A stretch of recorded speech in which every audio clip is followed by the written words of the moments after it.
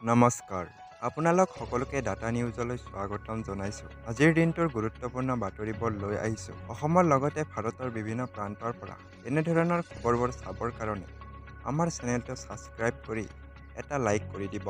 অংগনবাড়ী কৰ্মীসকলৰ বাবে আহিছে গুৰুত্বপূৰ্ণ খবৰ। সন্থাৰ পৰা নটিচ জাৰি কৰিছে। নটিচত উল্লেখ আছে যে সংগ্ৰামী বান্ধৱীসকল অভিনন্দন গ্ৰহণ কৰিব। 19 অক্টোবৰ সঞ্চালকে দিয়া মাননী বৃদ্ধিৰ প্ৰস্তাৱ চৰকাৰীভাৱে ঘোষণা আজিলৈকে নকৰিলে। সেয়েহে বিষয়ববীয়াই মিটিঙত লোৱা সিদ্ধান্ত মৰ্মে 1 ফেব্ৰুৱাৰীৰ পৰা ৰাজ্যিক ভিত্তিত ধাৰাবাহিক আন্দোলনৰ ঘোষণা কৰা হৈছে।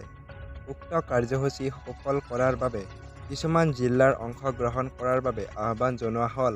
1 ফেব্ৰুৱাৰীত যোনকেইখন জিলাই প্ৰতিবাদ সাব্যস্ত কৰিব সেইকেইখন জিলাৰ নাম হ'ল গোৱালপাৰা, বৰপেটা, দৰং, তিনিচুকীয়া, কামৰূপ মহানগৰ। 2 ফেব্ৰুৱাৰীত প্ৰতিবাদ সাব্যস্ত কৰিব বাক্সা, নলবাৰী, বঙাইগাঁও, চিৰাং। 3 ফেব্ৰুৱাৰীত প্ৰতিবাদ সাব্যস্ত কৰিব গোলাঘাট, যোৰহাট, মাজুলী, ওদালগুৰি, কামৰূপ, কাছাৰ, কৰিমগঞ্জ। মাননী বৃদ্ধিৰ দাবীক লৈ এই প্ৰতিবাদ সাব্যস্ত কৰা হ'ব।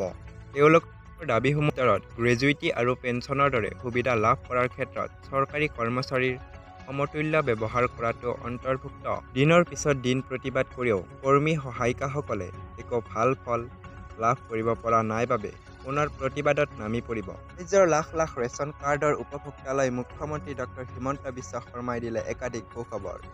নাজিৰাত ৰেচন কাৰ্ড বিতৰণ অনুষ্ঠানত অংশ লৈ মুখ্যমন্ত্ৰী কৰিলে একাধিক বৃহৎ ঘোষণা।